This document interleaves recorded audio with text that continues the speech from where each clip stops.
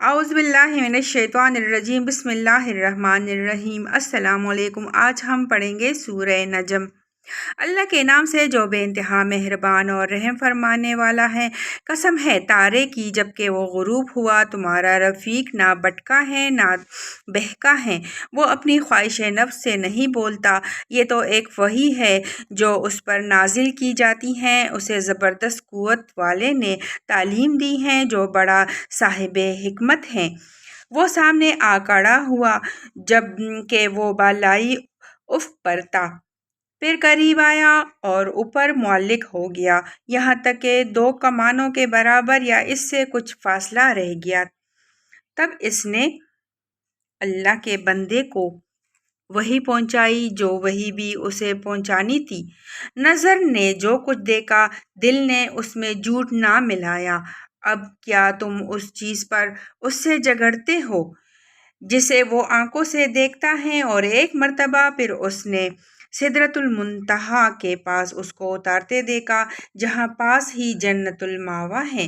اس وقت سدرہ پر چاہ رہا تھا جو کچھ کے چاہ رہا تھا، نگاہ نہ چوند دہائی نہ حد سے متجاوز ہوئی، اور اس نے اپنے رب کی بڑی بڑی نشانیاں دیکھی۔ اب ذرا بتاؤ، تم نے کبھی اس لات اور اس عزا اور تیسری ایک دیوی منات کی حقیقت پر کچھ غور بھی کیا ہے؟ کیا بیٹے تمہارے لیے ہیں اور بیٹیاں خدا کے لیے؟ یہ تو پھر بڑی دھاندلی کی تقسیم ہوئی۔ دراصل یہ کچھ نہیں ہے مگر بس چند نام جو تم نے اور تمہارے باپ دادا نے رکھ لیے ہیں۔ اللہ نے ان کے لیے کوئی سند نازل نہیں کی۔ حقیقت یہ ہے کہ لوگ محض وہم و گمان کی پیروی کر رہے ہیں اور خواہشات نفس کے مرید بنے ہوئے ہیں، حالانکہ ان کے رب کی طرف سے ان کے پاس ہدایت آ چکی ہے۔ کیا انسان جو کچھ چاہے اس کے لیے وہی حق ہے؟ دنیا اور آخرت کا مالک تو اللہ ہی ہے۔ آسمانوں میں کتنے ہی فرشتے موجود ہیں، ان کی شفاعت کچھ بھی کام نہیں آ سکتی جب تک کہ اللہ کسی ایسے شخص کے حق میں اس کی اجازت نہ دے جس کے لیے وہ کوئی عرض داشت سنانا چاہے اور اس کو پسند کرے۔ مگر جو لوگ آخرت کو نہیں مانتے وہ فرشتوں کو دیویوں کے ناموں سے موسوم کرتے ہیں، حالانکہ اس معاملے کا کوئی علم انہیں حاصل نہیں ہے۔ وہ محض گمان کی پیروی کر رہے ہیں، اور گمان حق کی جگہ کچھ بھی کام نہیں دے سکتا۔ بس اے نبی صلی اللہ علیہ وآلہ وسلم، جو شخص ہمارے ذکر سے منہ پھیرتا ہے اور دنیا کی زندگی کے سوا جسے کچھ مطلوب نہیں ہے، اسے اس کے حال پر چھوڑ دو۔ ان لوگوں کا مبلغ علم بس یہی کچھ ہے۔ یہ بات تیرا رب ہی زیادہ جانتا ہے کہ اس کے راستے سے کون بھٹک گیا ہے اور کون سیدھے راستے پر ہے، اور زمین اور آسمانوں کی ہر چیز کا مالک اللہ ہی ہے، تاکہ اللہ برائی کرنے والوں کو ان کے عمل کا بدلہ دے اور ان لوگوں کو اچھی جزا سے نوازے جنہوں نے نیک رویہ اختیار کیا ہے، جو بڑے بڑے گناہوں اور کلے کبیح افعال سے پرہیز کرتے ہیں، الا یہ کہ کچھ قصور ان سے سرزد ہو جائے۔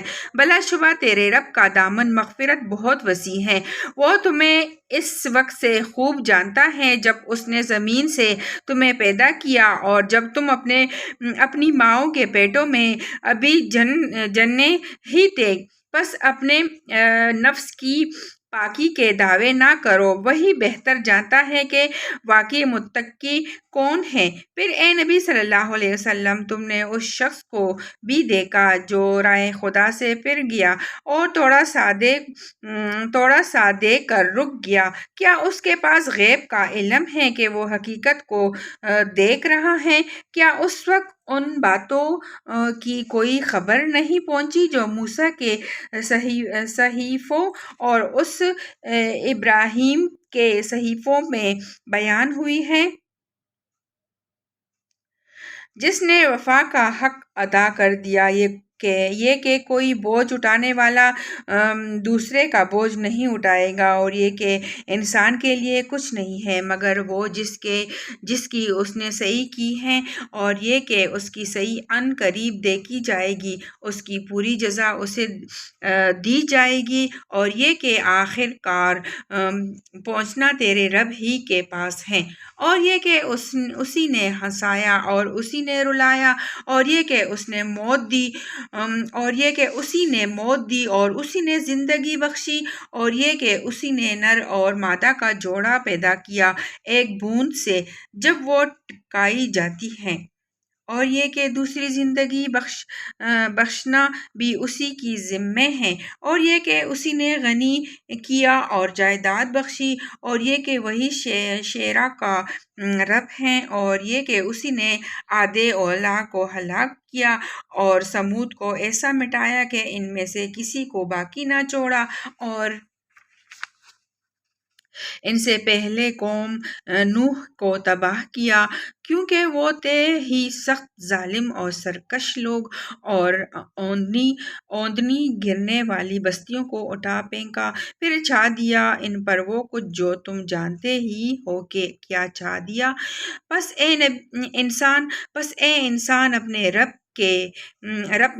رب کی کن کن نعمتوں میں تو شکر کرے گا۔ یہ ایک تنبیہ ہیں پہلے آئی ہوئی تنبیہات میں سے آنے والی گھڑی قریب آ لگی ہے۔ اللہ کے سوا کوئی اس کو ہٹانے والا نہیں۔ اب کیا یہی وہ باتیں ہیں جن پر تم اظہار تعجب کرتے ہو، ہنستے ہو اور روتے نہیں ہو، اور گا بجا کر انہیں ٹالتے ہو؟ جھک جاؤ اللہ کے آگے اور بندگی بجا لاؤ۔ صدق اللہ العظیم۔ اللہ تعالی ہم سب کو اس قرآن پاک پر عمل کرنے کی توفیق عطا فرمائے، اور اس قرآن پاک کو بار بار پڑھنے کی توفیق عطا فرمائے، آمین ثم آمین۔ ہمارے چینل کو لازمی سبسکرائب کریں، لائک کریں، شیئر کریں۔ اللہ حافظ۔